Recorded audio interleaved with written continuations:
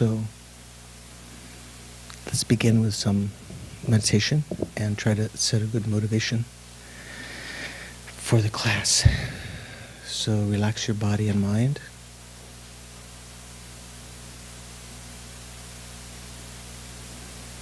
Settle your attention on the breathing.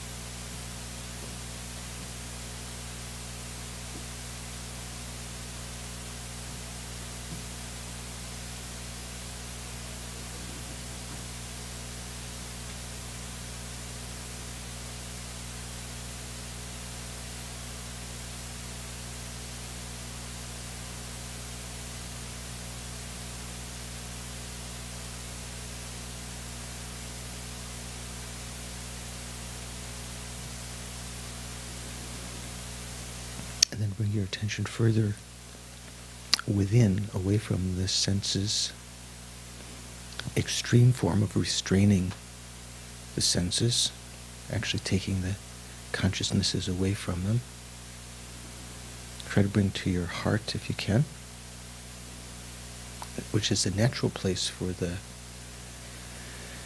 winds, the consciousnesses to abide, say at the time of sleep or in concentration.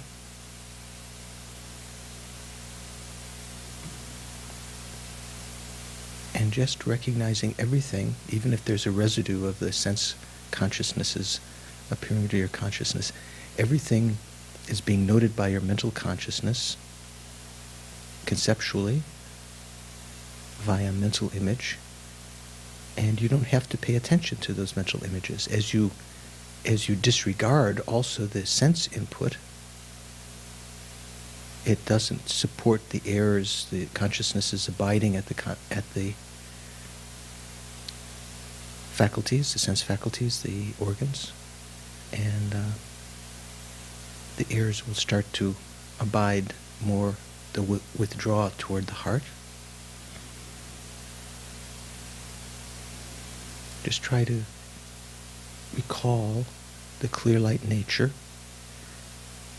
or for the first time, or again analyze for the first time, sense it, the space between the thoughts, the nature of the mind that allows the thoughts to come and go.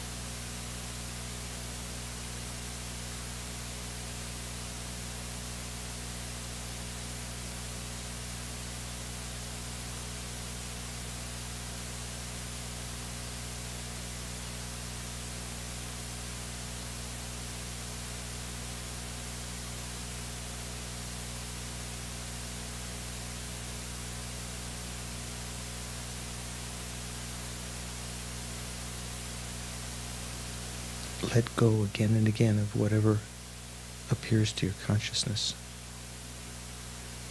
as though turning your back on it, refocusing on the subjective mind, the nature of the mind.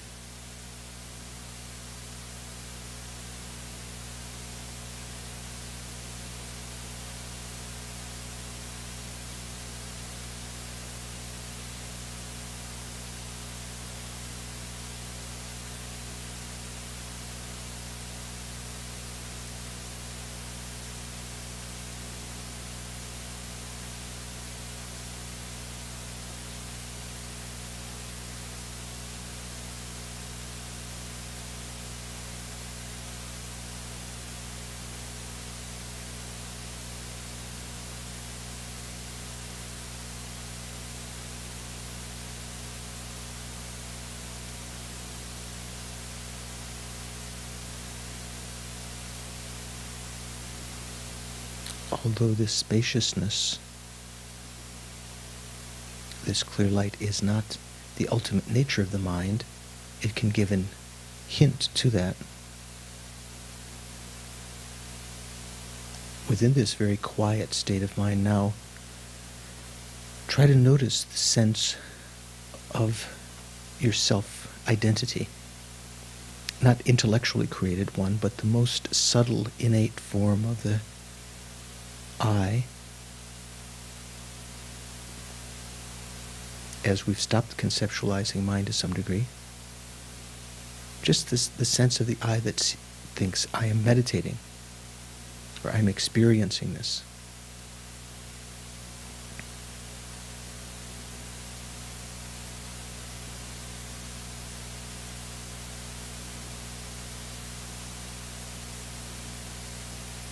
This is called identifying the object of negation.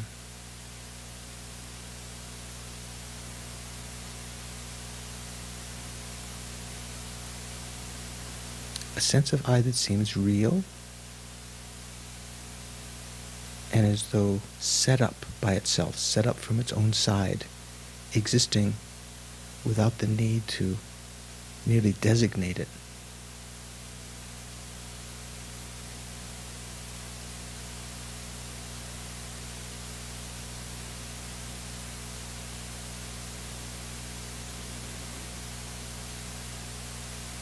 And then recall, if such an I existed as this, naturally existent, truly existent, it would have to be truly one with the aggregates or truly other than, different from the aggregates.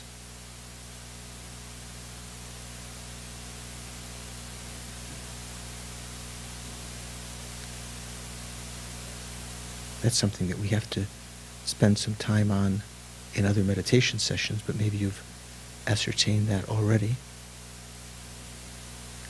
If a truly existent I exists, if it were to exist, it would have to be truly, and the word truly is important here, one with the aggregates or truly different than the aggregates. If it were truly, not just imputedly one with the aggregates, it would have to be identical in all ways. So there would have to be either many selves, many I's, as there are many aggregates, or else the I would have to be just a partless aggregate.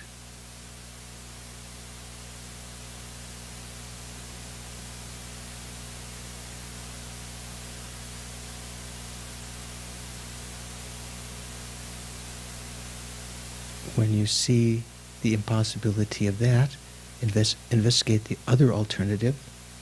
If it were to be truly other than the aggregates, seems like a reasonable proposition at first. But if it were truly other, different than the aggregates, it would have to have an independent existence, unrelated to the aggregates, truly other, in no way sharing anything with them. So the experiences of our aggregates would not be experienced by the I. When the tongue tasted, we wouldn't say, I taste.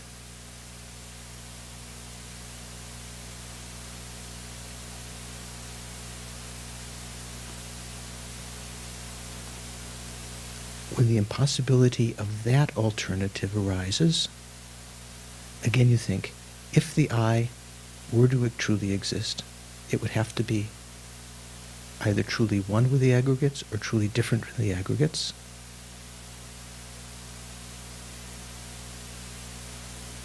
It's not truly one with the aggregates, and the faults before. There would have to be many I's or one aggregate.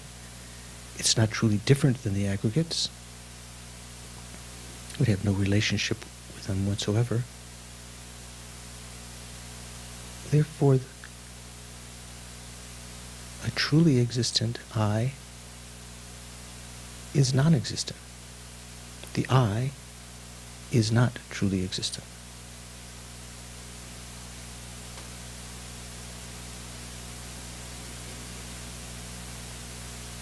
So when that wisdom, understanding arises,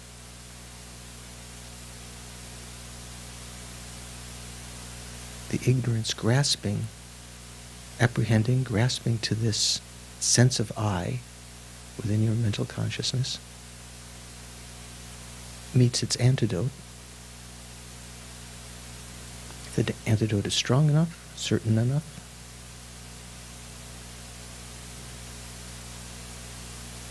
the grasping diminishes and is unmanifest while we're recognizing the certainty of that. The I that seems to be existing from its own side does not exist this way at all.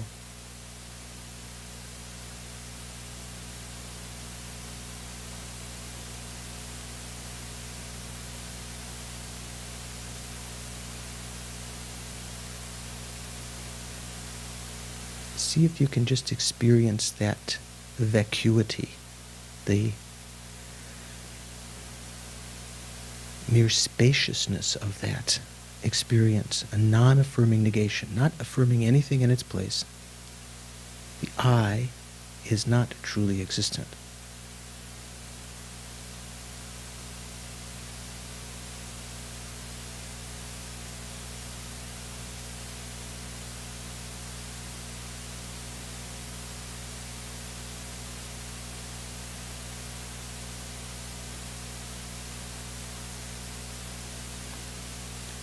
If your mind becomes unfocused, again you have to go back to your reasoning. Again, try to identify the object of negation, see how the mind is grasping to it. Ignorance, apprehending and believing in that. And then recognize the reasoning that overcomes that ignorance. If the I were to be truly one, it would have to be truly existent, it would have to be truly one with the aggregates or truly other. It is neither, therefore it is not truly existent.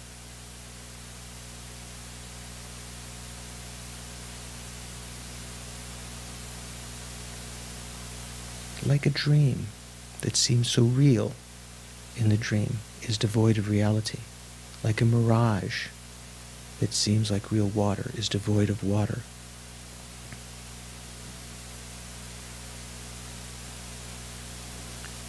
Like an optical illusion, magician's illusion.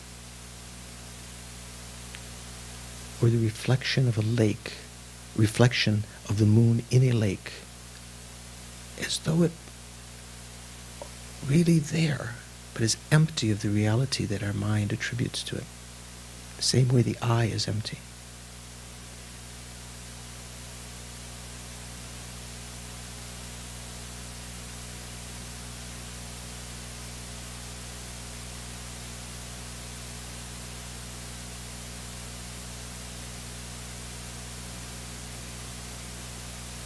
And then recalling as Avalokiteshvara explained to Shariputra, not only the I is empty of true existence, also the aggregates upon which it is based,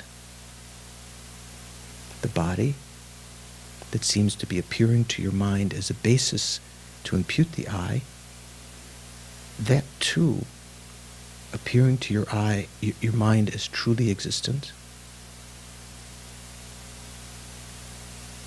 but is devoid of that existence.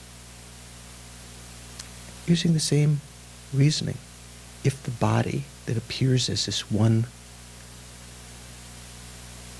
conceptual entity, the body, if it were to truly exist, it would have to be truly one with the parts, the limbs, the head, the arms, the torso, the legs, the subparts, or it would have to be truly different than them.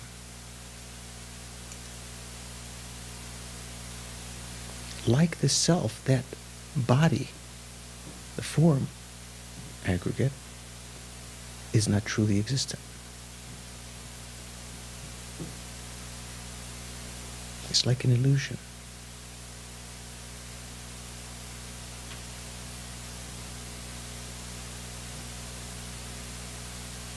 Also the feelings that we cherish so much, pleasant feeling, seems to be not just the pleasant, the unpleasant, the neutral, but the ones that we cherish, the pleasant feelings that we strive after so much. They're actually empty of true existence. They appear, but they lack the reality that our mind imbues them with, and that instigates us to try to get those feelings, to reproduce those feelings by chasing after contaminated causes of them.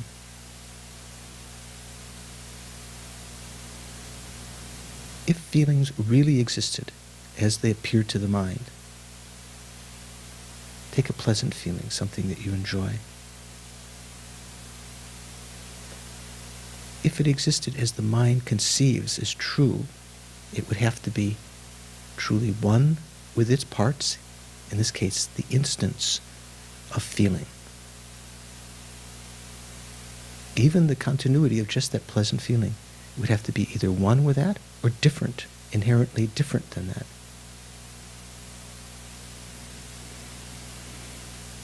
As the moments of the feeling have different intensity and are different from one another, there would have to be either many feelings or one moment of feeling.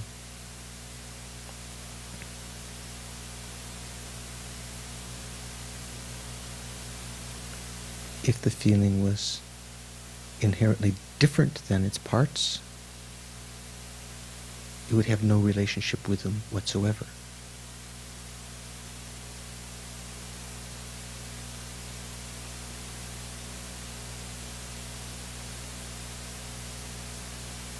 Like the self, like the body, feeling is just imputedly existent.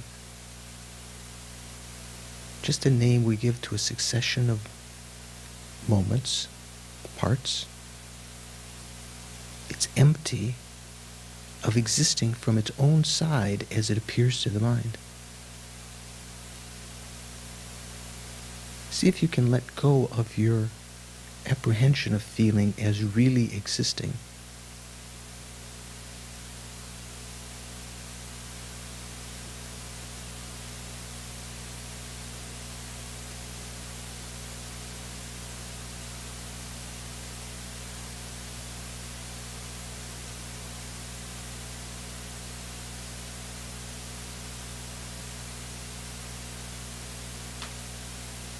Also unpleasant feelings that we might try to avoid empty of true existence.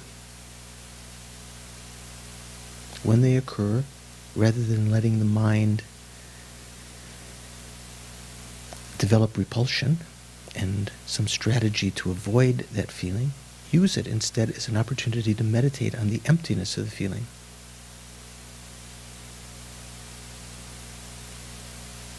What is it that we're trying to avoid?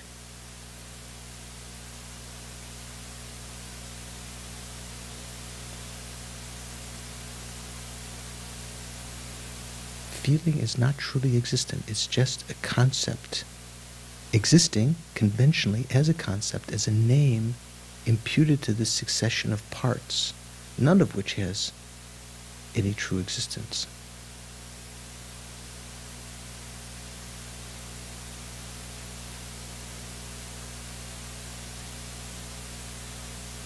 Likewise, discriminations, all the other mental factors, anger, attachment, pride, jealousy, depression,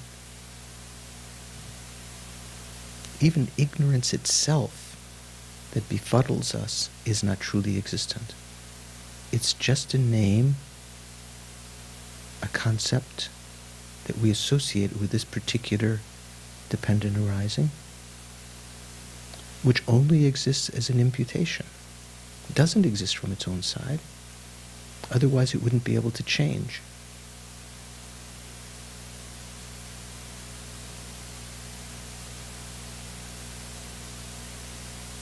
Consciousness itself is empty.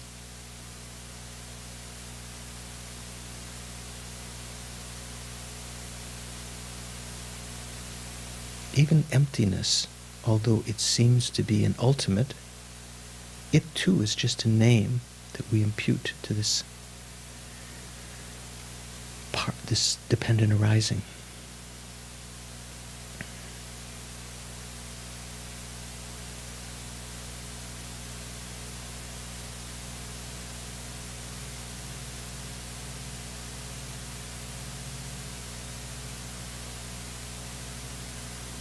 Letting go even of the sense of a real emptiness that obliterates all the other phenomena, that too is empty.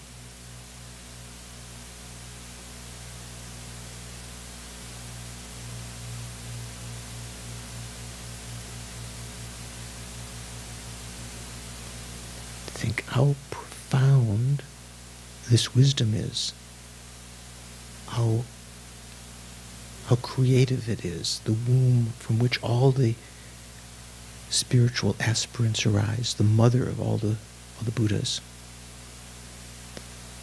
The Buddhas of the past, the present, the future, all arise from this understanding, letting go of their attachment, their anger and so forth, their depression, low self-esteem. Think for the welfare of sentient beings, I am going to realize this emptiness. I'm going to develop this wisdom, overcome my faults, however long it takes,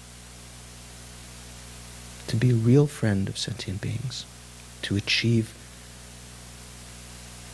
like the bodhisattvas of sharp intellect, to achieve bodhicitta very quickly through exchanging self and others based on this realization of emptiness.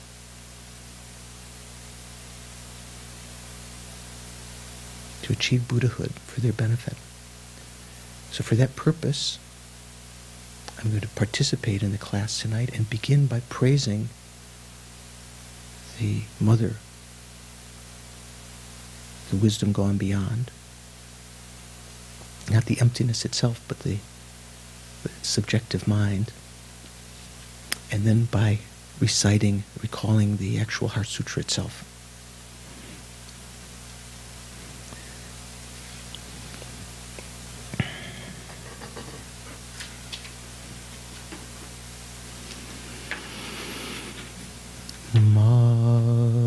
Samjhe me sherab parujin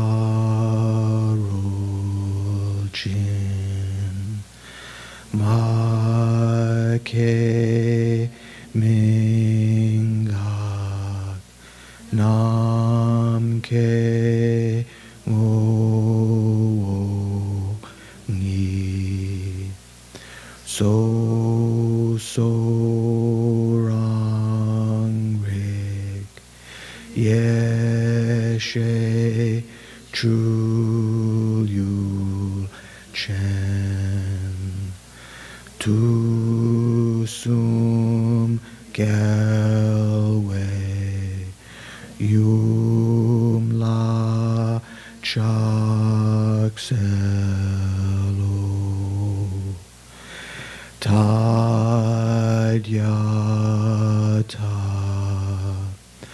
gate,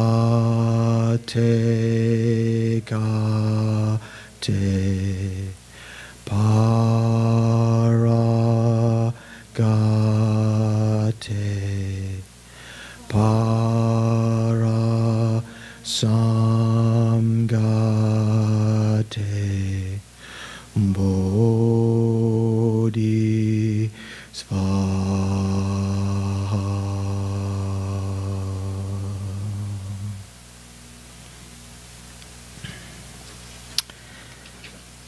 Thus did I hear at one time. The Bhagavan was dwelling on massive Vulture's Mountain in Rajagriha, together with a great community of monks and a great community of bodhisattvas. At that time, the Bhagavan was absorbed in the concentration on the categories of phenomena called profound perception. Also, at that time, the Bodhisattva, Mahasattva, Arya Avalokiteshvara, looked upon the very practice of the profound perfection of wisdom and beheld those five aggregates also as empty of inherent nature. Then, through the power of Buddha, the Venerable Shariputra said this to the Bodhisattva, Mahasattva, Arya Avalokiteshvara. How should any son of the lineage train who wishes to practice the activity of the profound perfection of wisdom? He said that, and the Bodhisattva, Mahasattva, Arya Avalokiteshvara said this to the Venerable Shariputra. Shariputra, any son of the lineage or daughter of the lineage who wishes to practice the activity of the profound perfection of wisdom should look upon it like this, correctly and repeatedly beholding those five aggregates also as empty of inherent nature. Form is empty, emptiness is form. Emptiness is not other than form. Form is not other than emptiness. In the same way, feeling, discrimination, compositional factors, and consciousness are empty. Shariputra, likewise, all phenomena are emptiness, without characteristic, unproduced, unceased, stainless, not without stain, not deficient, not fulfilled. Shariputra, therefore, in emptiness, there is no form, no feeling, no discrimination, no compositional factors, no consciousness, no eye, no nose, no tongue, no body, no mind, no visual form, no sound, no odor, no taste, no object of touch, and no phenomenon. There is no I element, and so on, up to and including no mind element, and also no medical element. There is no ignorance, no extinction of ignorance, and so on, up to and including no aging and death, and no extinction of aging and death. Similarly, there is no suffering, origination, cessation, and path. There is no exalted wisdom, no attainment, and also no non-attainment. Shariputra, therefore, because there is no attainment, Bodhisattva dwell in the perfection of wisdom, the mind without obscuration and without fear. Having completely passed beyond error, they reach the endpoint of nirvana. All the Buddhas who dwell in the three times also manifestly, completely awaken to unsurpassable, perfect, complete enlightenment in reliance on the perfection of wisdom. Therefore, the mantra of the perfection of wisdom, the mantra of great knowledge, the unsurpassed mantra, the mantra equal to the unequaled, the mantra that thoroughly pacifies all suffering, should be known as truth, since it is not false. The mantra of the perfection of wisdom is declared. Tadyata gate gate para samgati bodhi svaha. Shariputra, the Bodhisattva Mahasattva, should train in the profound perfection of wisdom like that. Then the Bhagavan arose from that concentration and commended the Bodhisattva Mahasattva Arya Avalokiteshvara, saying, well said, son of the lineage. It is like that. It is like that. One should practice the profound perfection of wisdom just as you have indicated. Even the Tathagatas rejoice. The Bhagavan, having thus spoken, the Venerable Shariputra, the Bodhisattva Mahasattva Arya Avalokiteshvara, those surrounding in their entirety, along with the world of gods, humans, asuras, and Gandharvas, were overjoyed and highly praised that spoken by the Bhagavan.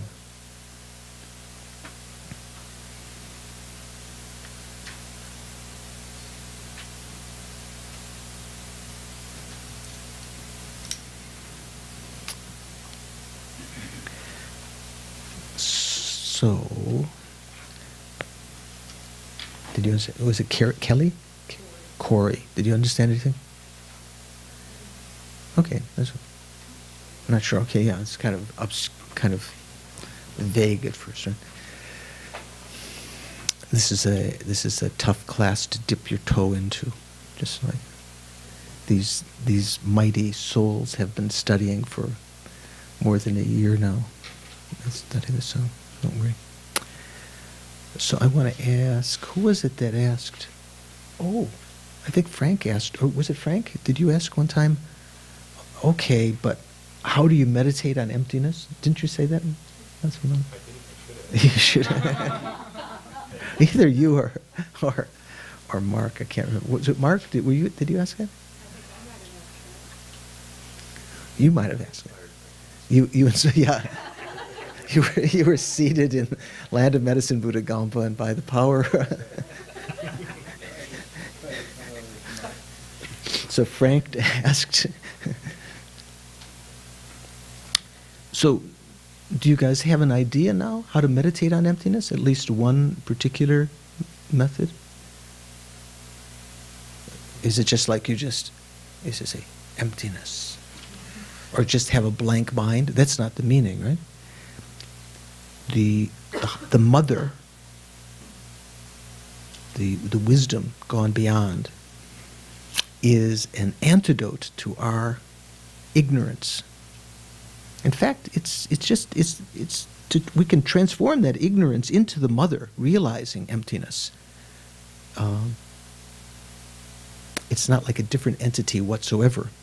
It's in fact, usually, remember when we talked about mind and mental factors, we mentioned that ignorance, according to the great scholars and the great meditators, they said ignorance was kind of a misdirected wisdom.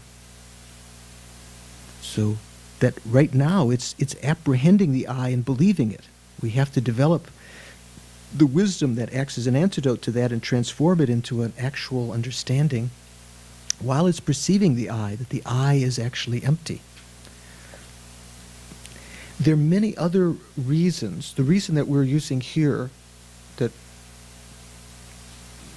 Venerable Rinpoche mentioned in the course that on the concentration of wisdom chapters of the Liberation of the Palm of Your Hand, is called the 4-point analysis, right? Not all reasonings are the same. That's one particular reasoning.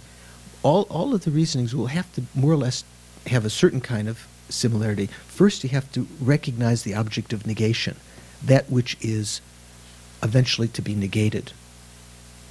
And unless that's explained to you, say through the scriptures, through hearing the teachings, it's not something you know in naturally what you're supposed to meditate on. You might think you're supposed to meditate on something else. You've got to find the right object, first of all, that which appears to be truly existent to your mind. So it's not, for my meager experience, it's not just like a doctrine. It's not just like, what's another word people use? A dogma or theory or something. It's something you can actually see in your own mind. The I does appear to have this kind of existence. And in your everyday life, if you notice from, moment by moment, especially when the mind is chaotic, when you're ready to scream and cry and yell, that I seems to be very apparent, very real, very true. And why does it appear to be true? Because the mind is apprehending it that way. It's not that it has a real existence that forces you to assent to it. Your mind sees that, just like it sees a mirage or an illusion. These various examples that the Buddha gave that could be used as the example in the different kinds of logical reasonings. You know what some of them are? What did we talk about? Like an illusion, like what else? Like a dream, like a reflection, like a mirage. Illusion was kind of like magical illusion. And what? The boogie. Well, okay, that's George's. That's kind of, yeah, you could say that. That could be kind of the boogeyman. Okay. I think in the sutras, Buddha also mentioned a cairn. You know what a cairn is? Is that how it's pronounced? Cairn? Cairn? Pile of stones. Yeah. Cairn. Yeah. How do you say in Scottish? Oh, cairn. Cairn, okay. There you know. That's it. That's a cairn. So from the distance in the Scottish Highlands or the Scottish Lowlands, looks like a wee person out there. So actually, as you, yeah, little people, a wee person. As you get closer, though, as you investigate, you can see that it is not. In fact, everything, if something really does exist the way that it appears, the more that you get, the more that you approach it, the more you analyze, the clearer it should get. So that's another example. What's another example that's used? Maybe, but in the sutras, what else? Echo. Pardon? Cloud, echo. Was it echo? Maybe. There's some other ones. The ones that the Buddha mentioned in the sutras. There are other things that are mentioned that give a sense of insubstantiality, like a bubble, a rainbow, and so forth. But those may not all be the exact examples the Buddha gave in the sutras. They have other purposes. So one of the reasonings that we have alluded to, and we talked about in some other courses, is called the king of reasonings.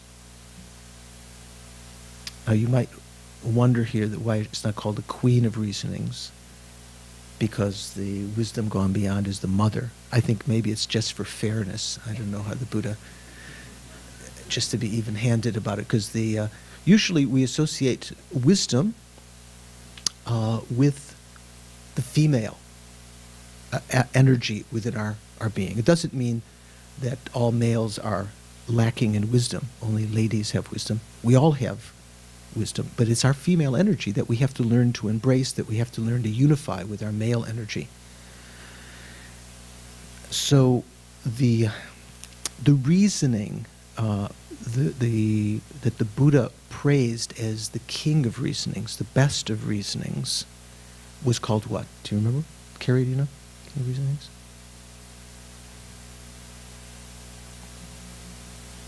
Dependent origination or dependent arising. Actually, it's same word. You could translate it as, sometimes it's translated as codependent originations. It starts getting longer and longer, right?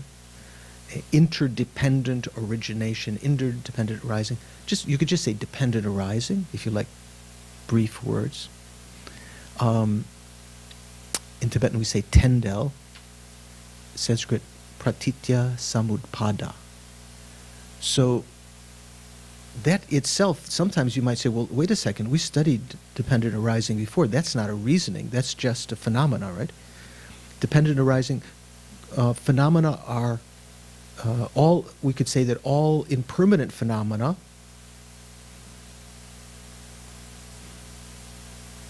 are, all compounded phenomena are dependent arisings, right? In the sense that they arise in dependence on causes and conditions. That's the lowest meaning of dependent arising. We've mentioned this many times, right? There's a more subtle meaning that the Buddha mentioned, the same word when he talked about the 12 links of dependent arising, right? Same, but there, there's a slightly more subtle degree. I won't say subtle degree of subtlety, a degree of more, subtle understanding of what's meant by dependent arising. Another meaning of dependent arising is, especially in the Svatantrika Madhyamaka system, when they talk, and the Prasangika also accepts that all phenomena are dependent arisings, not just impermanent ones, because they depend upon parts. Why do they depend upon parts?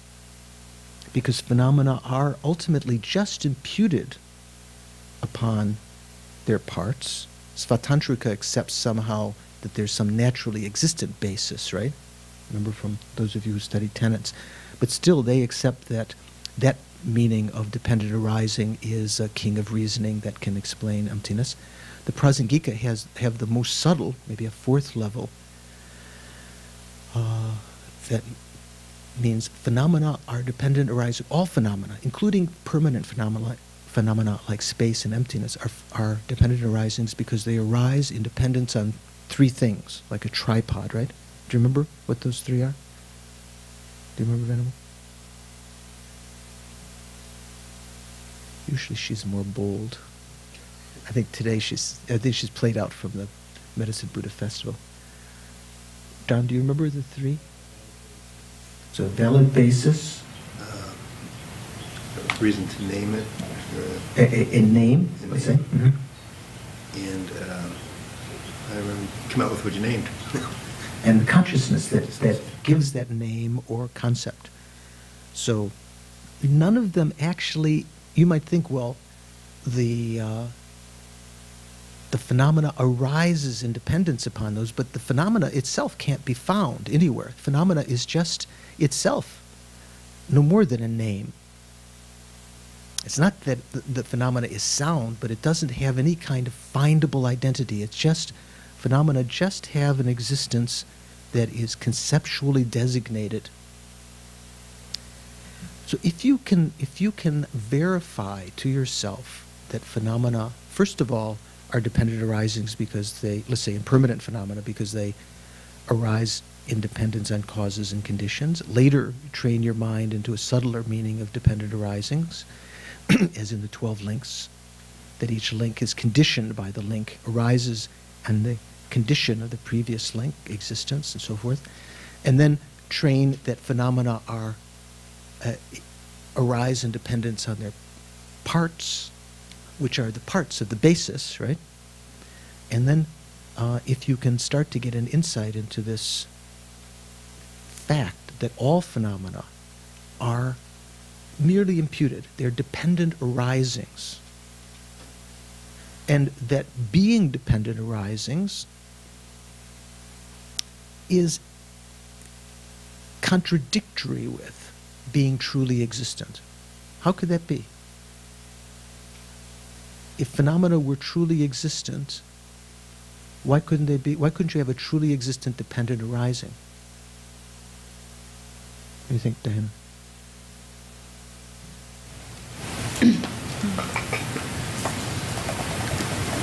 Well, if it's being imputed, right, I mean, it depends on the imputation of your mind, so it would depend on the consciousness, but if it was truly existent, it would be existing regardless of whether there was consciousness to observe it? I think so. Right now, we don't really have a deep insight into this, so we're getting just an intellectual picture of it. I think that's right. If phenomena were truly existent, they would not depend only on being imputed by the consciousness. And this is what dependent arising means, according to Prasangika, the subtlest school, that phenomena have, they exist merely, that means only, independence on a set of parts, let's say a valid basis of designation, being labeled by a valid consciousness as something. And that label itself could be said to be, you can't find the phenomena anywhere. You can't find the phenomena within the parts, the basis of designation. The phenomena in question is not the mind that's imputing it. The phenomena is not just the concept or the sound, but sometimes it's said that. The Buddha sometimes said that, phenomena are mere names. Bodhisattva is just a name. I might have related to you several times when I had the chance to ask His Holiness once when I was in a quandary, if the table is not the parts, it's not the parts, is it? Not the collection of parts, not any one of the parts, can't be found in the parts or outside the parts. I didn't say it this way, but what the hell's the table? I said, what's the table? What is the table if it's not any of those? And His Holiness said, that borders, how phenomena exist conventionally, borders on the inexpressible. Like in the praise to the mother, the wisdom gone beyond. Masam jome, shera parochin, unutterable, unimaginable. You can't, it goes beyond the conceptual mind, the ordinary mind, to explain how we can understand things. So the way that phenomena do exist is merely as dependent arisings, yet they still function. There's a causality that continues over time and that has consistency. There's no lack of consistency or violation of the law of cause and effect due to emptiness, which is one of the big mistakes that people might make if they try to understand emptiness, understand it wrongly. Were you raising your hand there? We talk about dependent arising simply from the viewpoint of causes and conditions of causation. I don't see how that level of dependent arising necessitates emptiness, demands emptiness.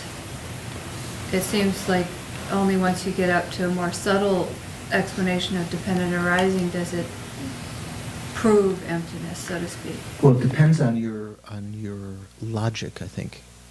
If you used the logic that Nagarjuna employs, then even if you talk about impermanent phenomena, merely saying that they arise in dependence on causes and conditions, they can't be truly existent, because something that's truly existent has an existence that's independent, that exists by itself, independent of causes and conditions also.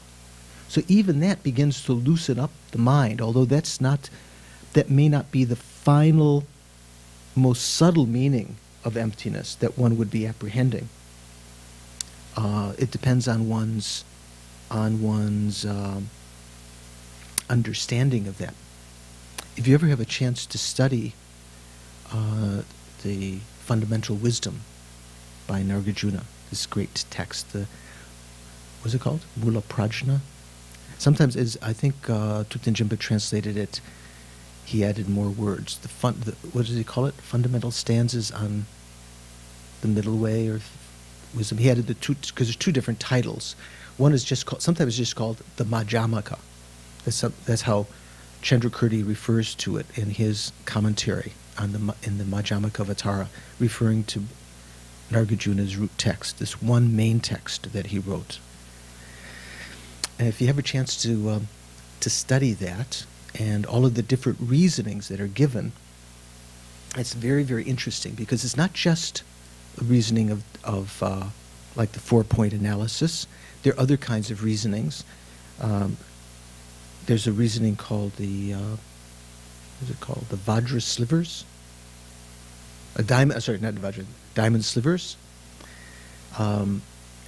And different kinds of reasonings that are used in different contexts that make it more easy to understand. Basically, as you investigate it more and more, that's what the Bodhisattvas try to do. They try to develop a very trained mind with respect to emptiness, so whatever occurs, they can understand its emptiness.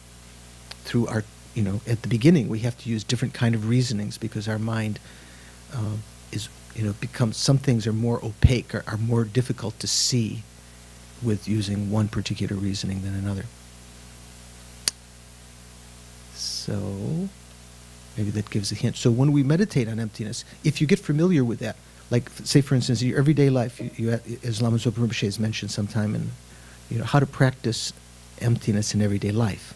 When you go to the market, you're in the checkout lane, and you think, why am I, in what sense am I in this checkout lane paying for this food?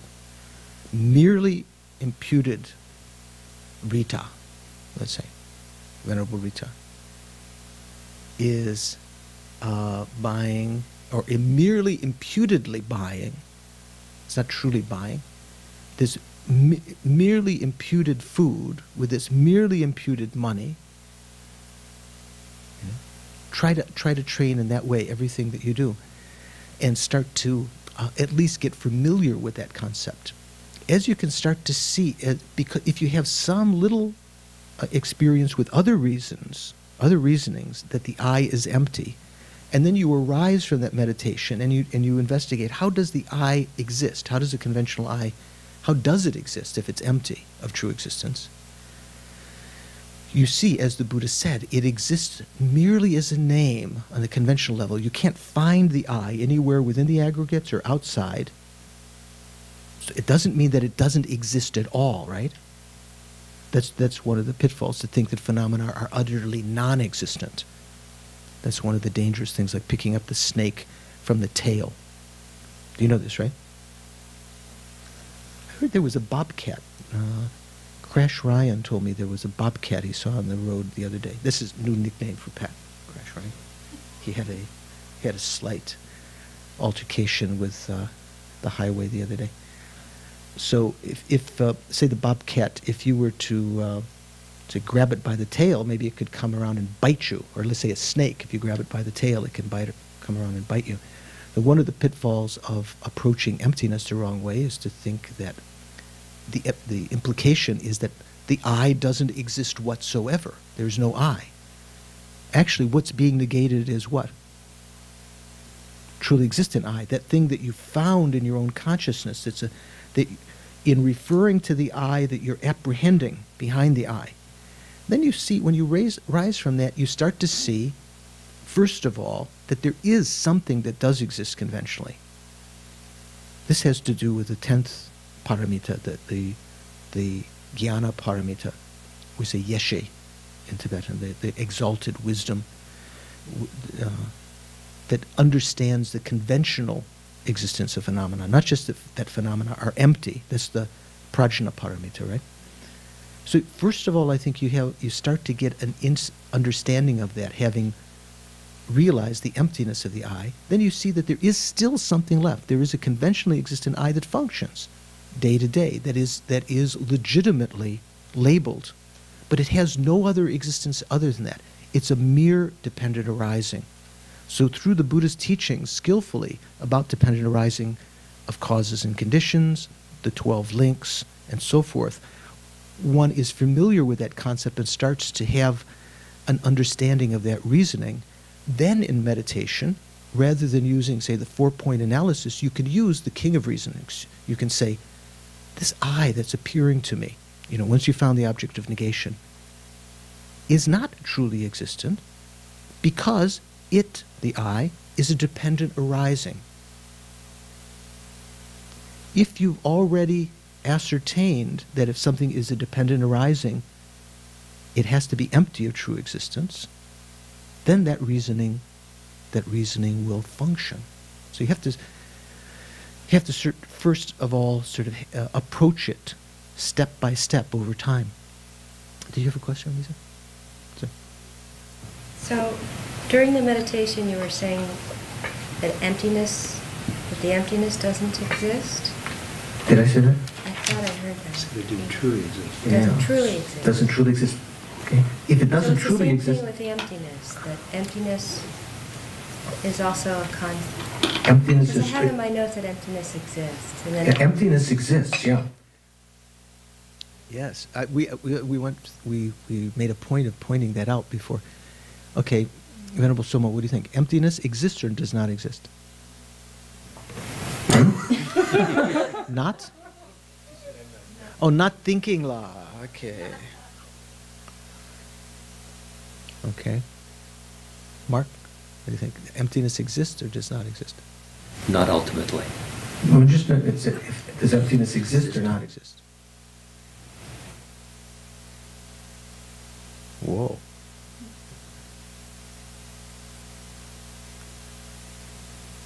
If emptiness did not exist, it would not be an object of knowledge, right? It could not be known. There, yeah. We make some connection from what we know from other places, right? So emptiness does exist, but it doesn't exist the way the mind, the ignorant mind, conceives of it at first, before you've actually realized it. The mind might conceive of emptiness as being a real, truly existent phenomena, the ultimate, the best.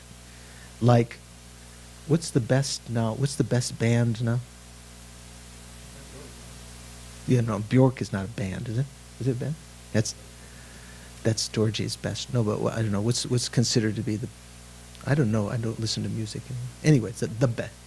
Ice cream. Ben & Jerry's ice cream. Okay, the best. Or Fabrizio's gelato. Okay, we have to be politically correct here. So whatever, you might think it's the best, ultimate reality, emptiness is the best, therefore it really exists. Everything else does not exist. Well, that's not the case at all. Other things do exist too.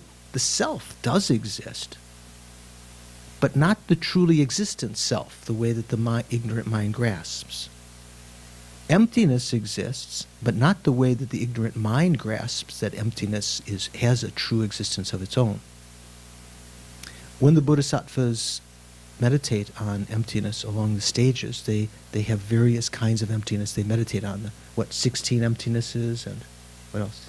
18, 20 emptinesses. Amongst those, one of them is called the emptiness of emptiness. That means to, not, for instance, we're meditating on the emptiness of the body, the emptiness of the feelings, the 5 aggregates and so forth. Remember all of these various things? The emptiness of all phenomena. Now, emptiness itself is a phenomena. It also is empty of true existence. What does that mean?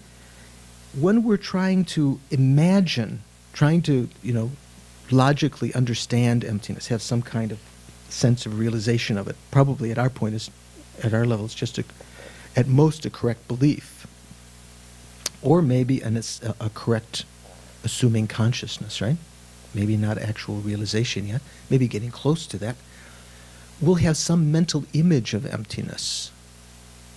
Maybe we have occasionally some experience where there's a sense of vacuity of the I that was appearing. But that sense of vacuity is an intellectual one still. It's being apprehended via a mental image of emptiness. But we may apprehend that as we think about that emptiness, even during that so-called meditation session, we may be apprehending that as, this is it. Maybe thinking, this is real. That itself is grasping to true existence. Even emptiness itself doesn't have an existence from its own side.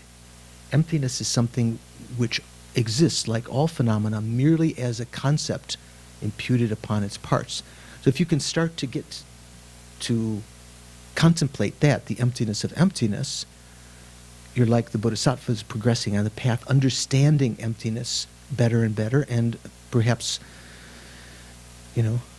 trying to get close to that experience, direct realization of emptiness. Let me just say one more thing. When we meditate on the clear light nature of the mind, are we realizing emptiness?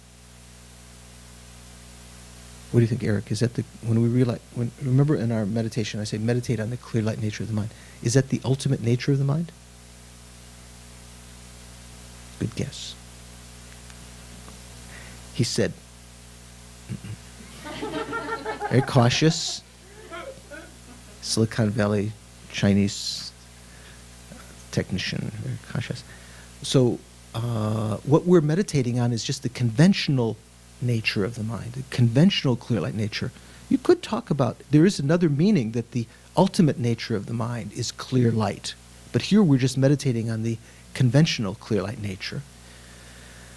That itself gives an intimation, of emptiness, what that experience is like. But sometimes, remember I mentioned to you, sometimes you might have a mental image of the spaciousness of the mind, and you might be kind of solidifying that. It's not the real experience.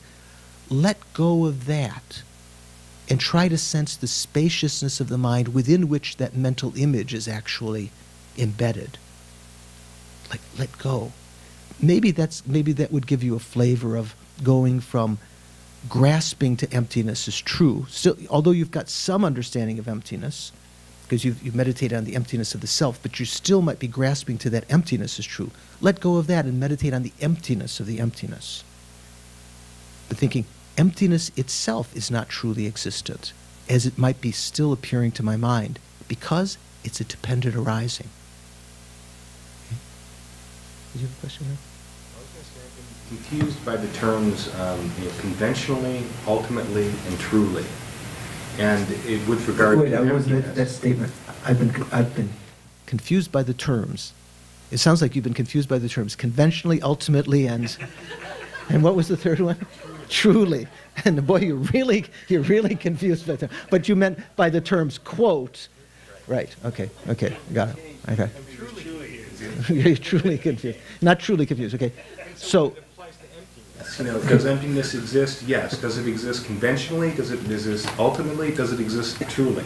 Okay, let's take a little break, and you talk about this over your break, and we'll consider it when we get back. Thank you. So we're on the sex chakra. Okay, after the tail end So Sister Lisa is, yeah, I'll do some creative meditation.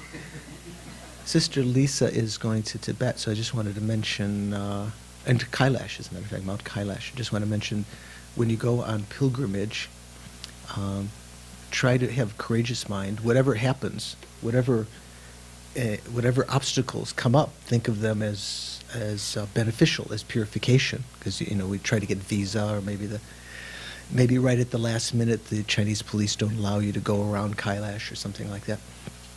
Our gurus often say that's the rather than getting exasperated and angry that they're keeping you from getting there or something. Not that you will have any obstacles, obviously. And try to meditate while you're there, rather than just experience, I'm here. See if you could meditate. Is there something truly existent about Kailash? Is there truly existent Kailash? Maybe there's Kailash in your own body, Valid place. They say the 24 outer places are. Is Kailash one of the 24 places? Venerable?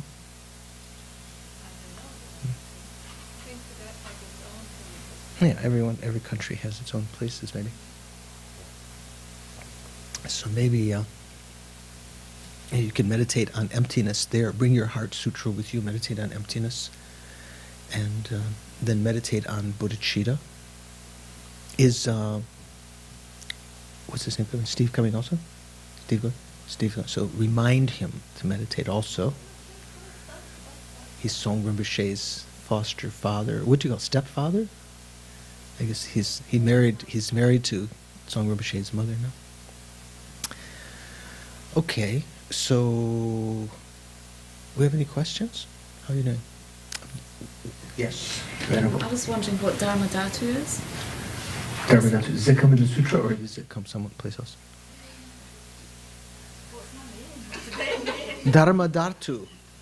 Chuying, yeah, Chuying. It can be translated as Sphere reality, that's what I was told. So is it the wisdom realizing emptiness? Is it the object? The Dharma Dhatu.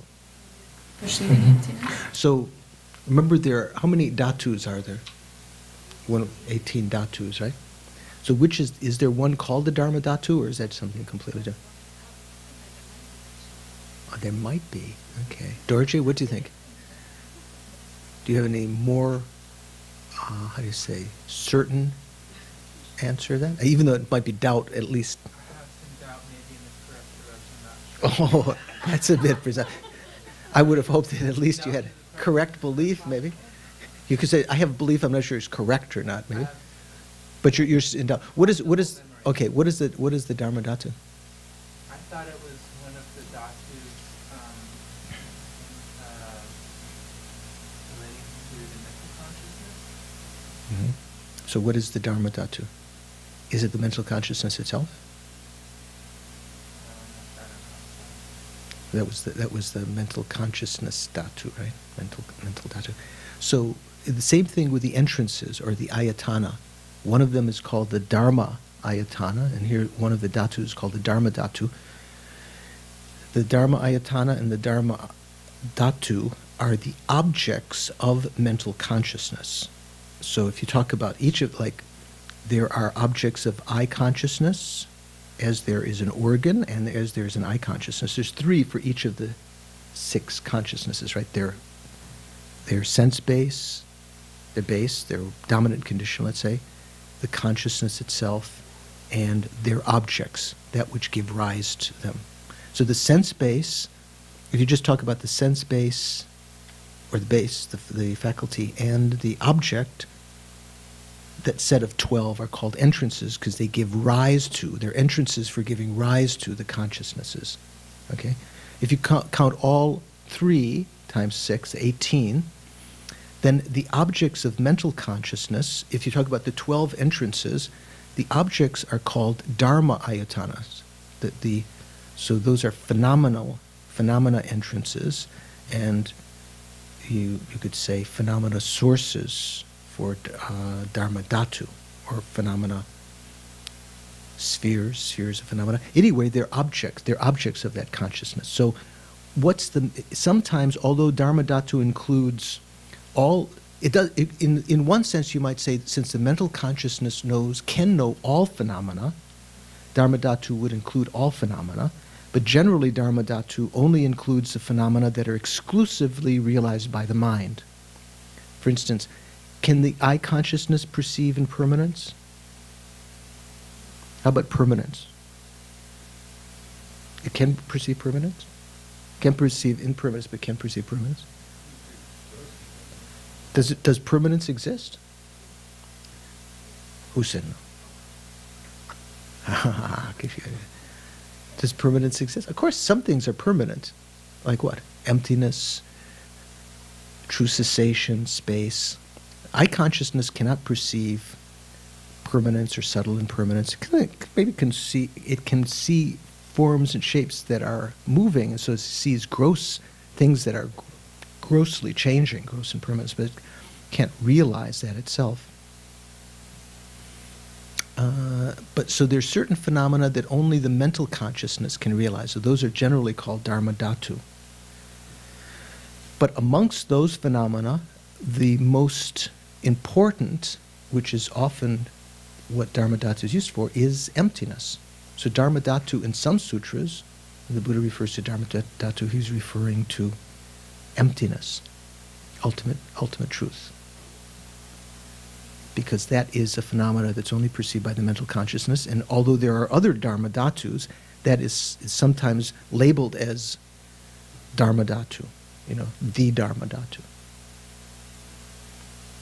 Just like in this class, the students of this class might be just labeled like, Venerable Angie, just because, #1 student or something like that, just labeled. Okay. Anyone else have a question? As entrances, they're synonymous? No, what we're translating as sources is this word dhatu. So in Tibetan is kam. Also the same spelling for the region of Tibet called kam. But kam has different meanings. One of them is element. You could say sources. Sometimes, I don't know if they translate, what else do they translate? Sphere. Because sometimes we say chuki kam, sometimes we say chuying.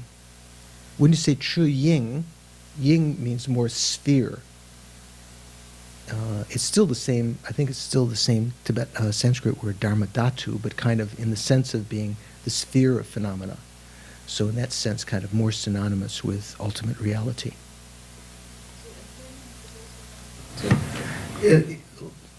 Correctly speaking, it's also a dharmadhatu. Yeah, if you talk about what is dharmadhatu, although all phenomena are objects of mental consciousness, not all phenomena are called dharmadhatu in general. General dharmadhatu are only those phenomena that only the mental consciousness can perceive. Because other phenomena, the eye can perceive, the ear, the nose, the taste, the touch.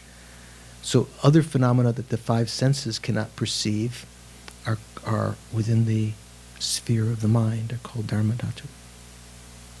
Okay? I'm afraid about leaving the people. Oh, that's right. Yes, we don't want to leave them hanging. Ultimately, and yeah, whether you were conventionally confused or not. Right. Okay. So my belief is that truly and ultimately are synonyms, but I'm not 100% sure.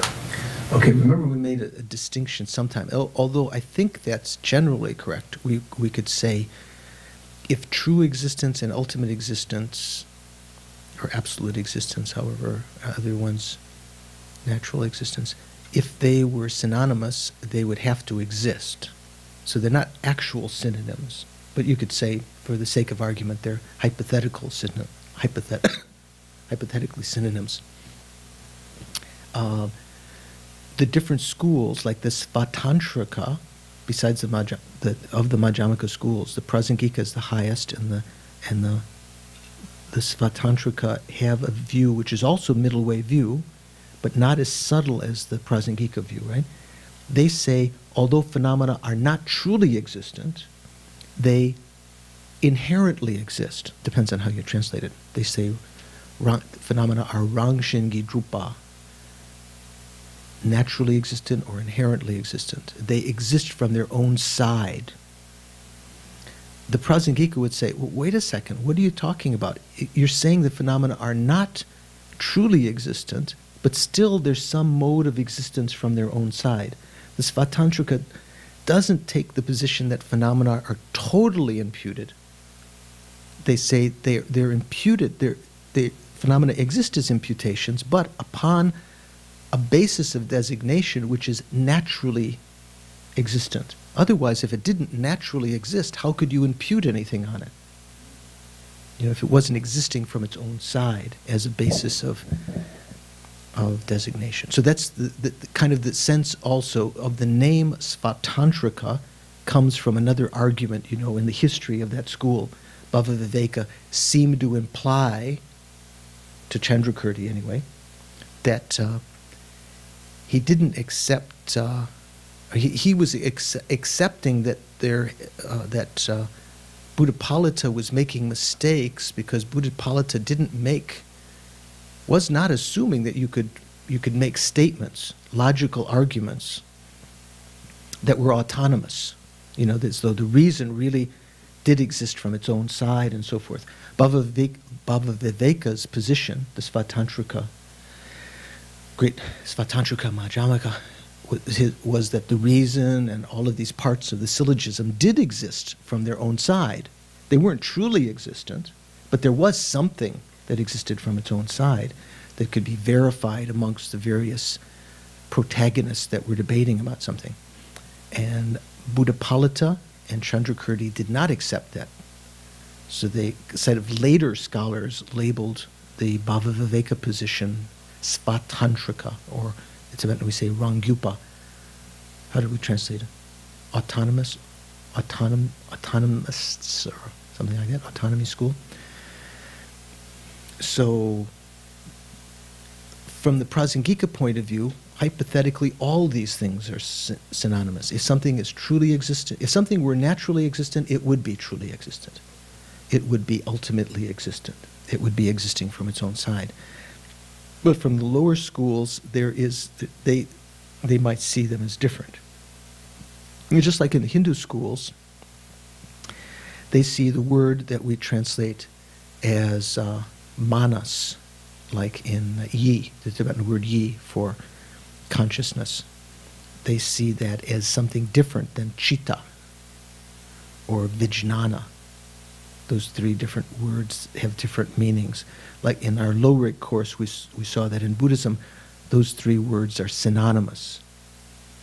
So from different points of view, that's sort of like maybe making some kind of analogy, maybe that from a Prasangika point of view, certain things would be hypothetically synonymous, whereas the other people might see them as slightly different.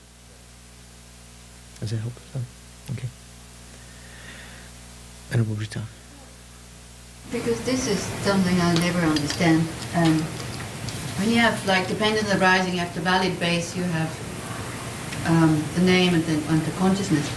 So, you know what you just said, this is like, you know, something must be out there so that you can put a name on. This is how it appears, isn't it? It appears as if there is a basis of imputation, and then the mind comes and puts a name on it. So what comes first? So that's the... that would be sort of like, I think that's good, you're sort of nudging away from the Svatantrika, wanting to go to the Prasangika, but still having these kind of doubts. So, you know, a tripod, if you place a tripod, or actual tripod, not the ones that are welded together or tied or something, put 3 sticks, they all depend upon one another. So even the basis of imputation doesn't exist from its own side.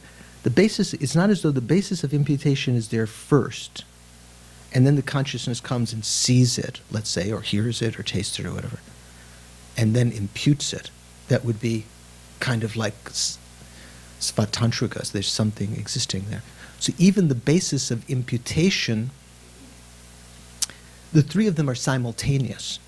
The consciousness, the imputation, the consciousness which is imputing, the imputation, and the imputing consciousness, the imputation, and the object, the basis of designation are are coexisting, independent upon one another. The basis of designation doesn't exist from its own side as the basis for that name.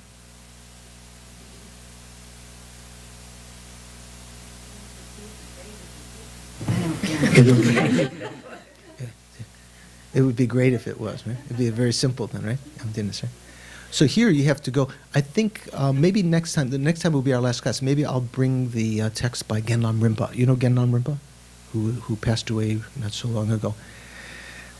Genla wrote a couple of books on one on concentration, one on wisdom, and in there he mentions this. You find in all of the classical texts too, but it's something more accessible in that particular volume. If you have a chance to look at it, you know the one on emptiness. Do you know that one? No laughing. Yeah, it'd be great if it did. Huh? Yeah, maybe it will turn into that. Huh? So Genlam Rinpa mentioned in there this investigating this thing that of the three, it's none of them that are existing before one another. They all come about independence upon one another. So something becomes a valid basis because of the imputation, the capacity to put an imputation on it by a consciousness. It's not inherently a basis for that imputation.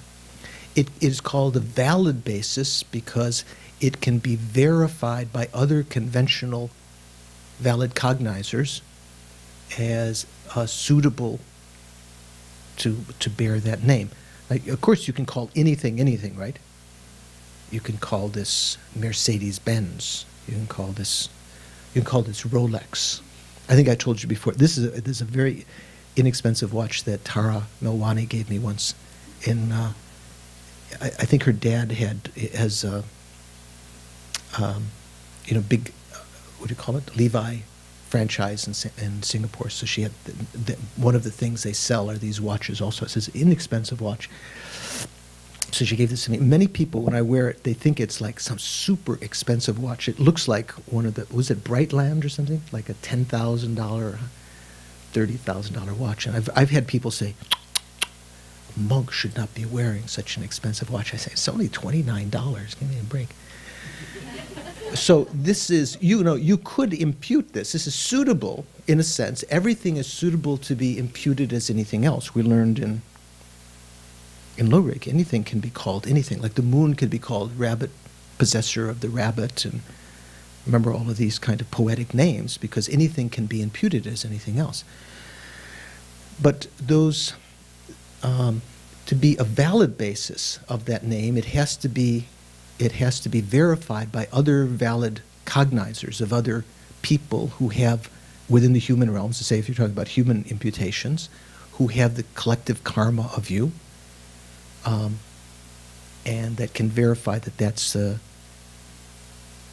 valid basis from that conventional point of view, but doesn't exist from its own side as a basis of imputation. So that also, I think, is coming to some kind of subtle point, like the question Lisa asked about emptiness of emptiness. Even emptiness itself, although it might seem to be some real, everything else is kind of just like an illusion, but emptiness, that's it. That's also, empty of true existence. The special thing about emptiness is that it's called an ultimate truth. It's not called an absolute, we don't, you could translate it as absolute truth, but we usually don't. We say, Dondam Demba, Parama Satya, ultimate truth. So this is Don's name, Dondam. Remember Don? So we're changing his name now from Don to Dun, which means meaning, meaningful, whatever. Not dump, not duh or dumb or anything. It's Don, Dun. Dondam. Dondam means holy truth or holy object, and Satya means truth. So holy object truth or ultimate truth. Parama Satya. So although emptiness is an ultimate truth, it's still itself not truly existent. So what's the sense of calling it an ultimate truth? Do you remember? Why is emptiness called ultimate truth? If it's itself is empty, you'd think ultimate truth, that's the ultimate. Because it's impermanent? Because it's permanent. A lot of things are permanent. They're not ultimate truths. It appears to really exist. Oh, because it exists. It appears not to be an ultimate truth? Not to be existing. It's coming close. Venerable, I think, had it. What did you say? It appears the way it exists. Its mode of appearance and its mode of existence are the same, that are complementary. Every other phenomena other than emptiness, the mode of appearance is one of true existence, like all conventional phenomena, but their mode of existence, the mode of appearance is true existence, but the mode of existence is absence or emptiness of true existence. Only emptiness itself is actually true. That it's, when you actually perceive it correctly, not incorrectly, conceiving it to be truly existent, because this would answer your question, Lisa. If you were to think maybe emptiness, even if it did exist, it must truly exist. If one had that thought, then it wouldn't be really a truth. It wouldn't bear the meaning that Venerable Rita is reminding us of ultimate truth. Ultimate truths are called truths. The real truths because their mode of appearance is in accord with their mode of existence. They really are the way that they appear. What you see is what you get. Like, what is that, WYSIWYG or something? WYSIWYG, like on the computers, You know that one?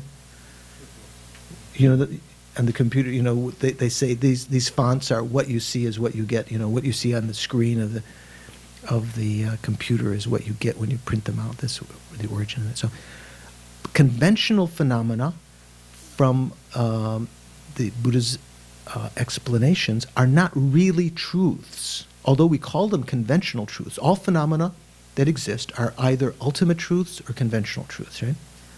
Ultimate truths are exhausted by emptiness. Anything that's an ultimate truth is emptiness. Anything which is a conventional truth is not emptiness, and it's not really truth. It's only called truth for an obscuring mind. Or I've joked many times, as Jeffrey Hopkins used to say, truth for a jerk. We say kunsop tempa, or what's the Sanskrit?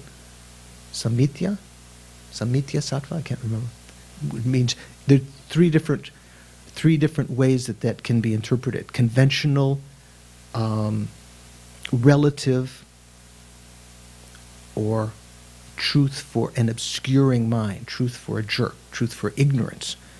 Phenomena, these phenomena that we experience, ordinary conventional truths, are only true conventionally for the deluded mind. They're not true for the mind that perceives the ultimate reality.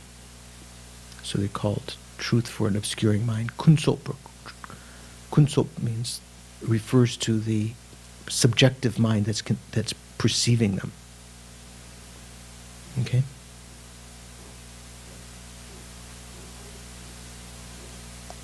There's a question and answer day. We just have a little bit more to finish in the sutra, so it's okay. Yeah. We'll finish. Well, I might need help in asking the questions because I don't know how. If you need help in answering the question, asking the question, can I have help in answering it? Please bring the telephone. I'm going to call up Lama Zopa, Dalai Lama. Reading through my notes, and I was reading about the 6 paramitas, and you had said that I think you had said this right somewhere. The first 5 are method, and then the 6th is wisdom. And then I was reading about the Hinayana and Mahayana views of wisdom. And you had said the main differentiation of the two is not the wisdom, it's the method. The main difference between the interpretation of wisdom? I don't know. Okay, so there's so with the first part, I believe this is what I would have said, that of the 6 perfections, the first 5 are method, that fall on the method side, because they deal with the conventional. And the 6th, only the 6th, the Prajnaparamita, is wisdom, that is between method and wisdom. Even though amongst methods are things that know conventional truths and know impermanence and so forth, those are not considered to be the prajnaparamita. Prajnaparamita doesn't involve itself with just knowing conventional truths, it knows the ultimate truth. Actually, the last 4 paramitas also are included in the 6th paramita, so they're all included in that also. So if you differentiate between the Mahayana and the Hinayana, so remember when we said the mother, the wisdom that realizes emptiness, is the mother of the Buddhas of the 3 times. It says in our praise that Rahula wrote for his mother, right? The mother of the Buddhas of the 3 times. It's also, in the Prajnaparamita Sutras, is also called the mother of the hearers and solitary realizers in the Bodhisattvas, besides the Buddhas. It's a mother of all. So, the example that we gave before, sort of from Indian what do you call it? Social history, I guess, I don't know what you call it. In India, a child that was born, their caste was determined by their father's lineage. So if a mother successively had various husbands, or maybe concurrently, I don't know, successively, like the mother of Asanga and Vasubandhu, supposedly had they had different fathers. The mother was the same, but the fathers were different. So the sons would successively, or the children would successively be of different lineages according to the father. One might be a Brahmin, one might be of the warrior caste or whatever, right? According to the father's lineage. So when we differentiate between wisdom and method, the male and female, the wisdom is like the mother that gives birth to all of them, but the particular lineages, whether you're a Shravaka, a Pratika Buddha, or a Bodhisattva, depends on your method, whether it be the method of renunciation or the method of bodhicitta. But the thing, so that it doesn't, the wisdom doesn't differentiate them. From the Prasangika point of view, they all realize emptiness. From the lower school's point of view, there is a difference, right? Do you remember, Mark? That's all you're going to say, right?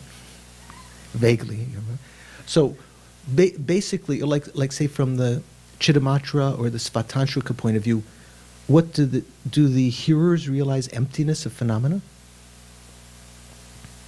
What do they realize? Yeah, it's you. I'm not asking you. An emptiness of the self, or a selflessness. Yeah, selflessness, right, of persons. So the subtle selflessness of persons, which is the lack of a self-supporting, substantially existent person. And according to, let's say, the Svatantrikas, what do the Pratika Buddhas realize? You remember? This is the Yogacara Svatantrikas.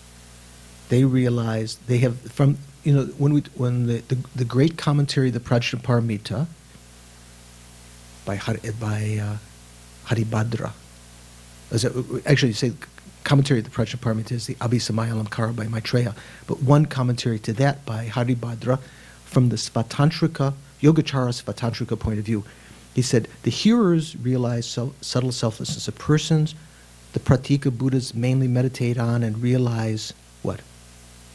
The emptiness of duality, sort of the Chittamatra view that form and form realizing consciousness are empty of being different substances. Do you remember that terminology? That the objects of consciousness and the consciousness are empty of the apparent duality between them. So they sometimes calling that non-duality. It's not the non-duality of the Tantra or Prasangika school. And the Bodhisattvas realize the emptiness of true existence. So they have 3 different realizations according to the Svatantrika.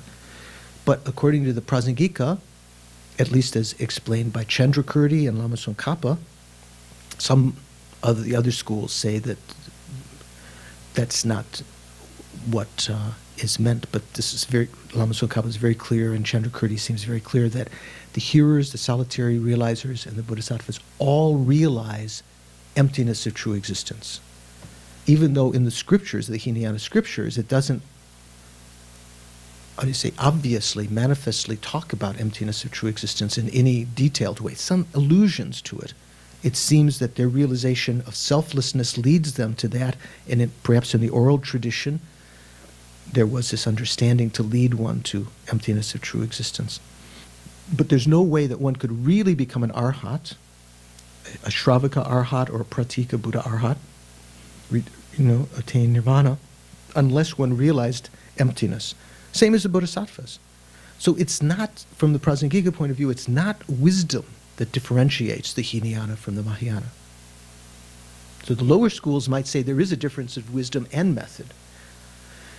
Prasangika says the wisdom's the same. Of course, the bodhisattvas do have a deeper amount of logical reasonings. That's what differentiates them, because a bodhisattva remaining within cyclic existence for 3 countless great eons has to have this incredible arsenal of ways of meditating on emptiness.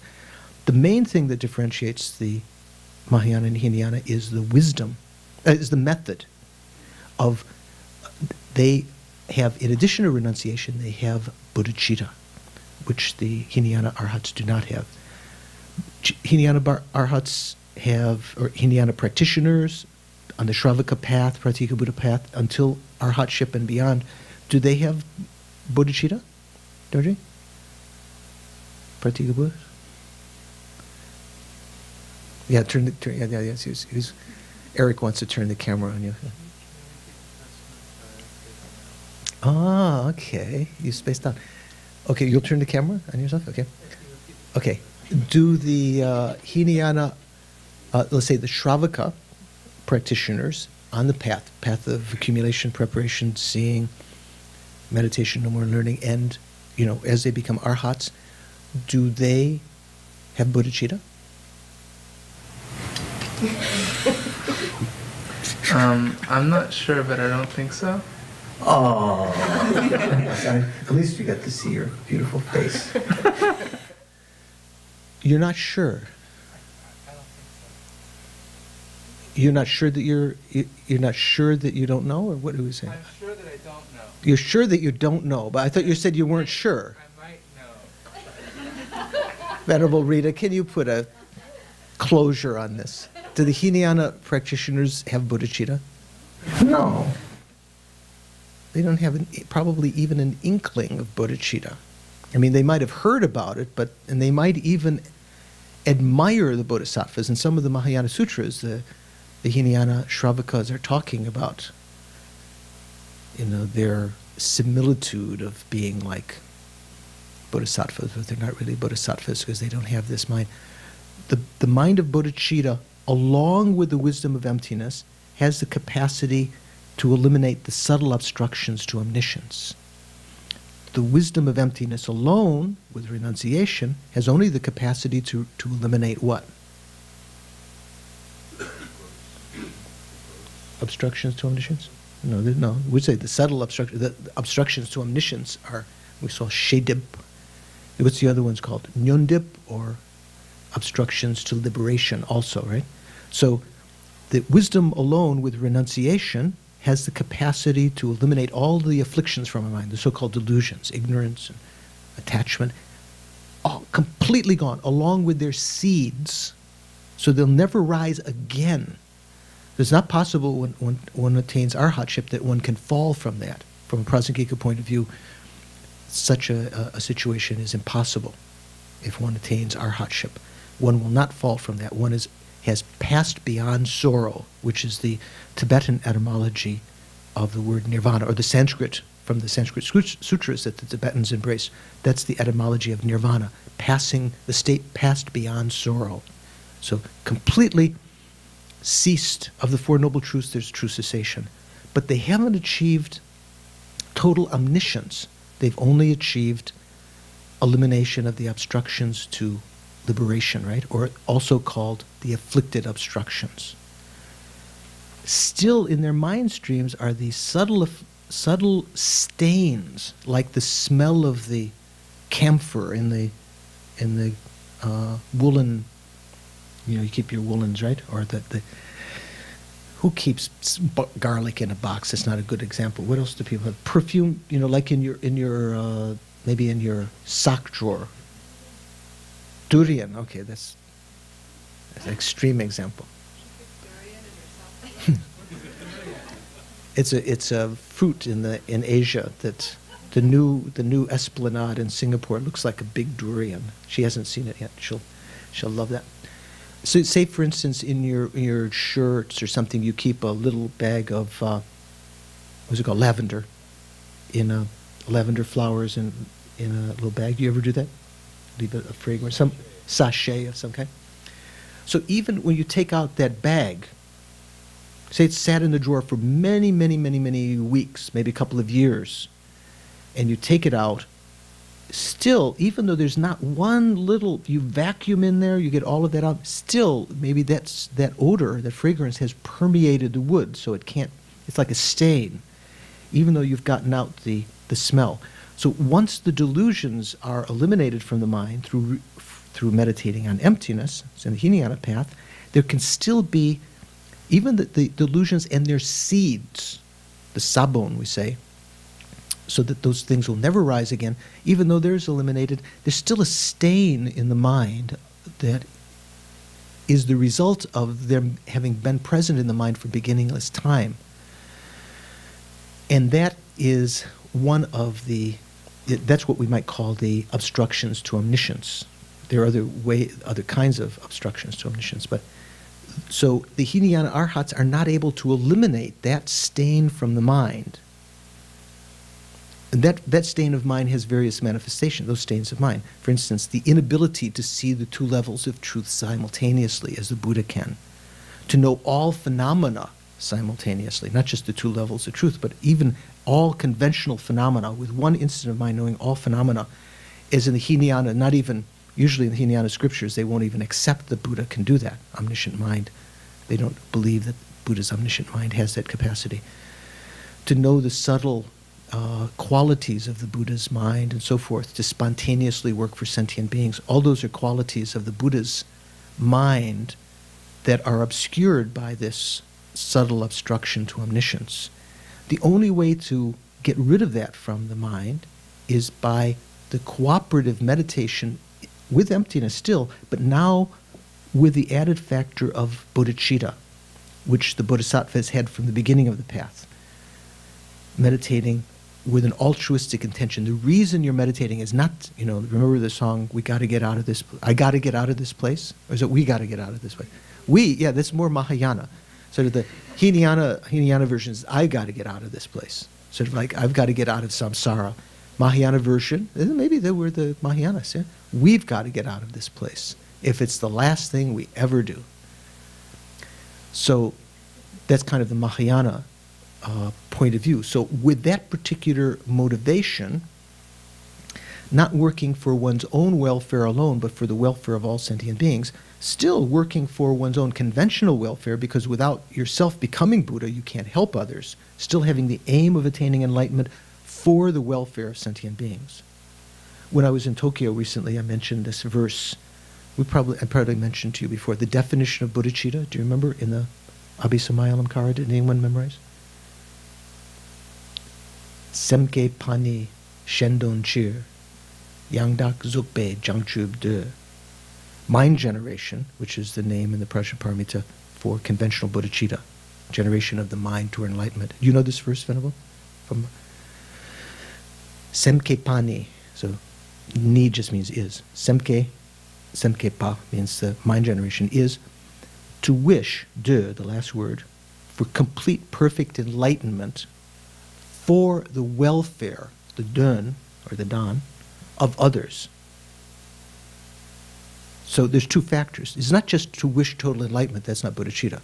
Because maybe the Hinayana Arhats might have liked to be Buddha also, but not necessarily for the welfare of others.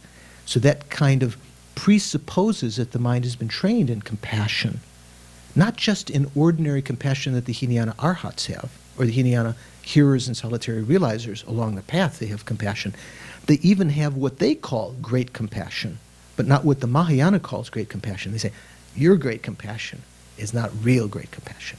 The Hinayana great compassion can mean great in the sense of having compassion for all suffering, for all sentient beings.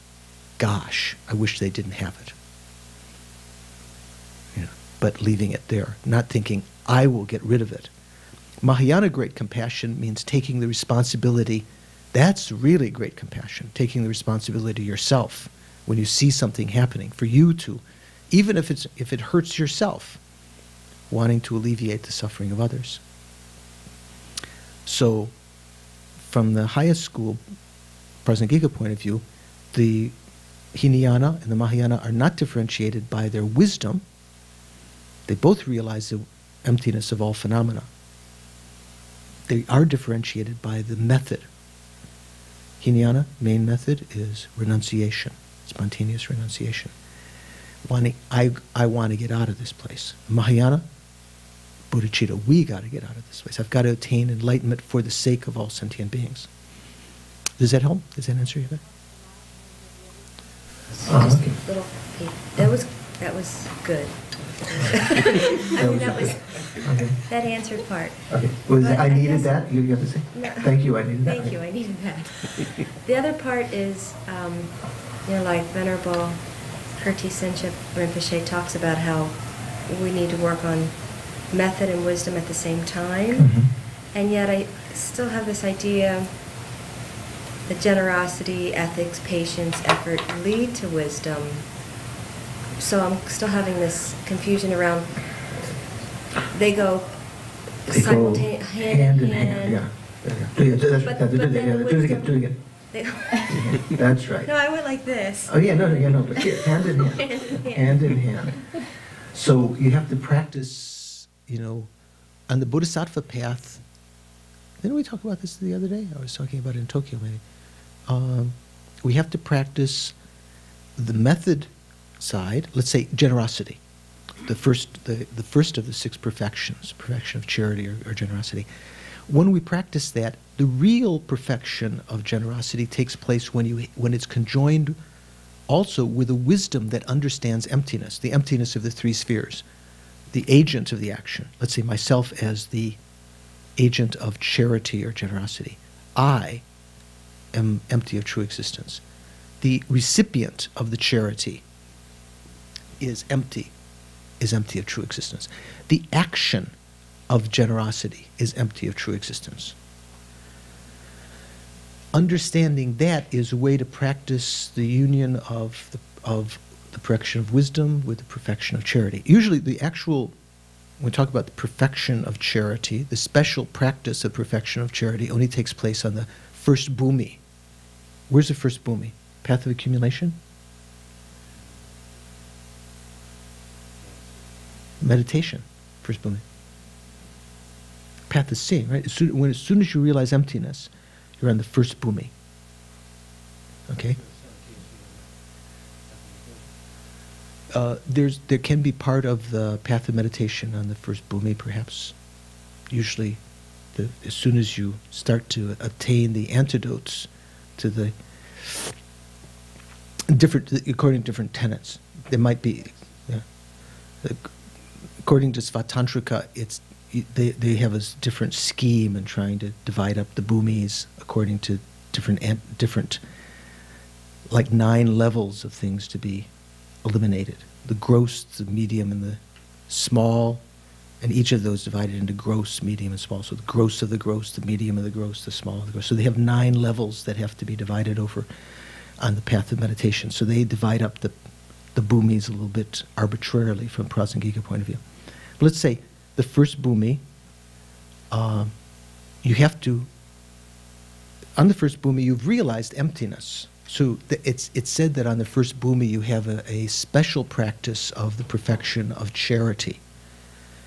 You may have had something called perfection of charity before. Actual perfection of charity is actually only in the Buddha's mind, but you can call this special practice of perfection of charity. But it's conjoined with the wisdom of emptiness. In fact, all of the 6 perfections should be practiced together. You should have a charity of charity, a morality of charity, a patience of charity, and so forth. Charity of charity, I remember Geshe Darge used to say, one way you can think is, if someone else has difficulty in giving, you can say something like this. You can say, well, look, I've got this money, but my leg hurts. I want to give it to that beggar over there. Can you please go put it in their hand with reverence, you know? And someone who, you know, so you give it to me because it's a completely stingy person. And I have to go over and, even though I want to keep it for myself, because I have to follow, you know, maybe Frank gives me the money and says, make these offerings, you know. Okay, here, take this. So that might be an example of the charity of charity. Person making charity in order for, out of generosity. So you can practice all of the perfections. You have to practice all of the perfections in unison like that.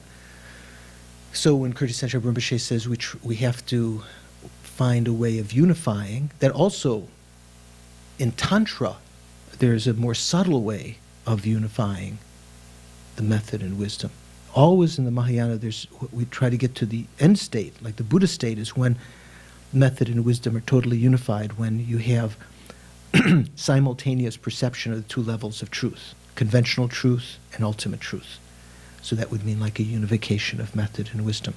And we lead up to that by alternating between the two, because in an ordinary person's mind, until Buddhahood, there's no way to have a direct realization of the two levels of truth, with one mind to perceive the two levels of truth directly, with one mind, simultaneously. So we can alternate, and we can have a remembering consciousness. We can have a direct perception of our giving, and a remembering consciousness of emptiness, and then the bodhisattvas might enter into meditative equipoise and rise from that, and enter into meditative equipoise and emptiness and rise from that in very short instants of time, but they won't have a total, the most subtle kind of meaning of unification of method and wisdom. In Tantra, it's possible to have total unification by practicing, you know, deity yoga and so forth. So that could be what Rinpoche was also alluding to. So we talk about trying to develop that unification of method and wisdom. You need both, like the Chandrakirti said, I think quoting from the sutras, like a bird cannot take off and soar into the sky with only one wing. We need both method and wisdom. And then when you talk about in more fine detail, you talk about a unification of them, but that sounds more like the tantric. When you talk about unification of method and wisdom, sounds more like the actual unification with one mind, sort of the tantric side. Okay. So, no more questions. So we can just let's look at the text just a little bit. So we've gotten to the end, near the end. So we've talked about the mantra, Tadyata Om Gate, or Tadyata Gate Gate Paragate Parasam Gate Bodhisattva. Sometime Om in the tantric sadhanas, supposed tantric sadhanas that are associated with it. Then, so I think we mentioned last time, so Avalokiteshvara, the last thing that he's purported to say after the mantra is Shariputra, the Bodhisattva Mahasattva should train in the profound perfection of wisdom like that. Detar, like we had today, such, in such a way, maybe we say. Then the Bhagavan, the Lord, the, what do you say, Chomdende, the endowed transcendent destroyer, arose from that concentration. What concentration?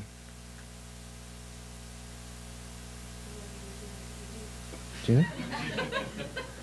No, okay. Profound perception, good. Okay.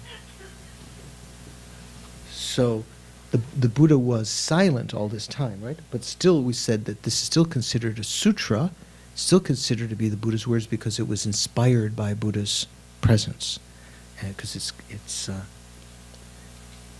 instigated and inspired in that way. Then the Bhagavan arose from that concentration and commended the Bodhisattva Mahasattva, Arya Avalokiteshvara, saying, well said, son of the lineage. It is like that. When Lama Zopa Rinpoche saw this translation sometime, he said, there's only 2 well-saids here. There should be 3. In the Tibetan text, it looks like leg what does it say?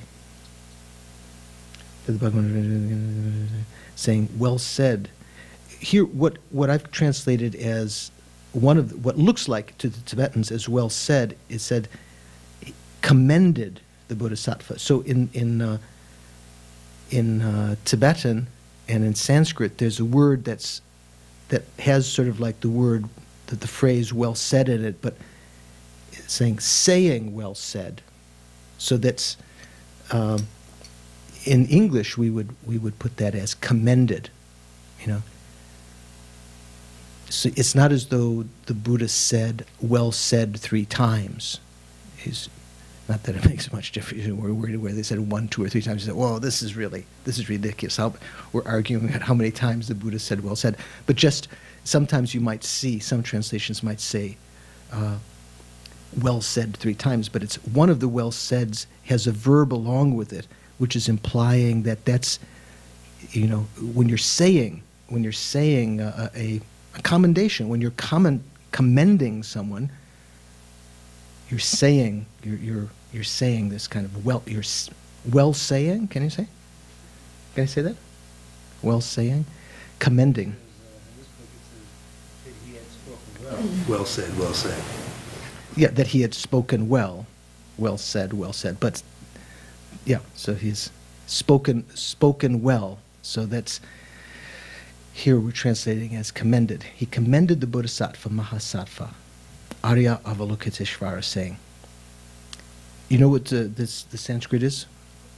Or what they say in, what do they say in Singapore, Malaysia, when someone finishes a discourse? Do you know, Venerable? Sadhu, sadhu, right? Well said, well said. They usually don't say, do they say 3 times? Pardon? 3 times? I couldn't tell.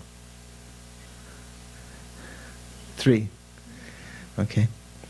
So sometimes you hear that after discourses when the audience wants to show appreciation to the Sangha member or whoever has given the talk, they say sadhu, sadhu. So this is what the Buddha said. Son of the lineage. So again, remember what son of the lineage means here?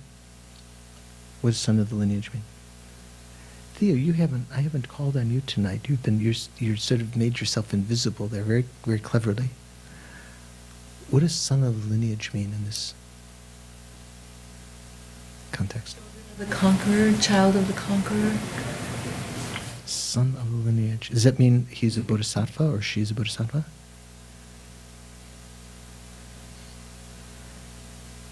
What lineage? Because sometimes people say it just means son of. Some people translate it as son of good family. Have you seen that translated sometime? Son of good family. Was it Gotra Putra? Something like that. So it means here the lineage or family is not talking about just like, oh, you're from a good family, or this is like, you know, you're a high person or something. It's talking about an individual who's a member of the Mahayana lineage. So someone who's entered into the lineage is a bodhisattva. Someone who's awakened. Do you remember we talked before? What is the meaning of having awakened the Mahayana lineage? If you've awakened the Mahayana lineage, have you entered the Mahayana lineage? Are you a son or daughter of the lineage? Yep. Bodhicitta? If you've awakened the lineage. Okay. That's not what my understanding is. Do you know, Venerable? Awakening the lineage means when you develop great compassion. If a person has not yet developed great compassion, and at the moment they develop great compassion, have they at that moment developed bodhicitta?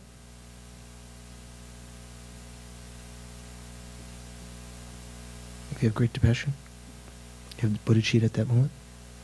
When you have great compassion, do you have bodhicitta at that moment?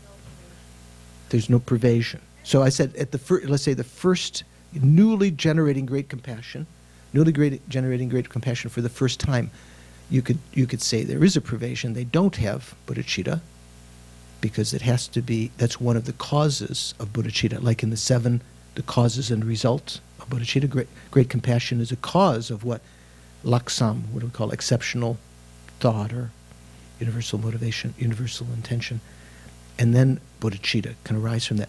So great compassion, again, the Hinayana Arhats have a kind of great compassion. Here it's a thought, I must eliminate the suffering alone. But that thought does not necessarily think, in order to eliminate the suffering, I must attain enlightenment. That comes as a result of great compassion, right? No? You haven't heard it before?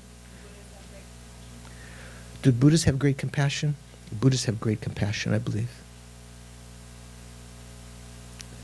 It's like Mona Lisa would smile. I said, what was the intention of that question? Suddenly, no, Buddhists have great compassion. The Bodhisattvas necessarily have great compassion, don't they? Because that's a cause of bodhicitta, and if you're a bodhisattva, you necessarily have bodhicitta. But when you first develop great compassion, Mahayana great compassion, to think that I must eliminate the suffering of sentient beings, all the suffering of all sentient beings, at that point one has awakened the Mahayana lineage. One has not actually entered into the Mahayana lineage because one has not yet generated bodhicitta at that point, right? So here's the son of the lineage, because referring to a man. This means this is the same as saying a bodhisattva, referring to them as a bodhisattva. So would you refer to Shariputra as son of the lineage? Probably not. I don't think they might have used that term in a different sense, because even in everyday terminology in India at that time, someone in good standing, you'd say something similar to son of the lineage, but you'd be meaning someone of good family. You of good race or something like that. Here, well said, son of the lineage. It is like that, just as you have said. It is like that. One should practice the profound perfection of wisdom just as you have indicated, just as you have shown. Even the Tathagatas rejoice.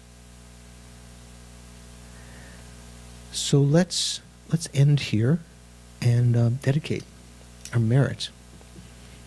And try to do it in a unification. We don't have a one mind that can meditate on the two levels of truth at once. So what we do is we make conventional dedication, and then we seal that in the emptiness of the three spheres, right? Like the Bodhisattvas perform all of their actions.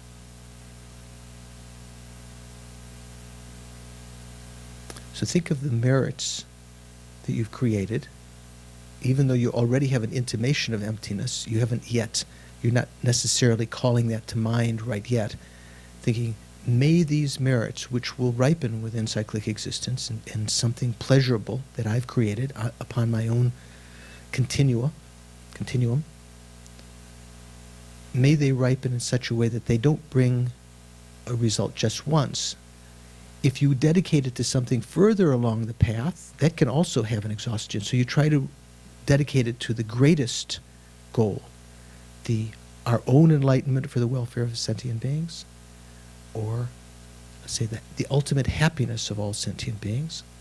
Due to these merits, may the bodhicitta, which has not yet arisen in my own and others' minds, may it arise, and may those sprouts of bodhicitta that have arisen, even the smallest, may they not decline, may they not be degenerated in any way, but those that have begun, may they grow even larger and larger due to these merits.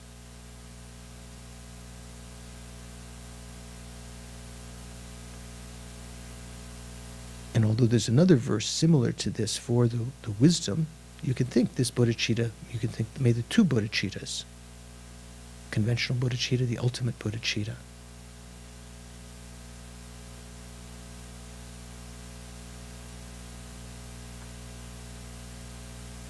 And then, as though letting go of that, seeing it as insubstantial, meditate on the emptiness of the merits, the goals dedicated to, and the active dedication. All of them, just as the aggregates, the self, the entrances, the dhatus, exalted wisdom, the Four Truths, all of them are empty of true existence. Yet they still function.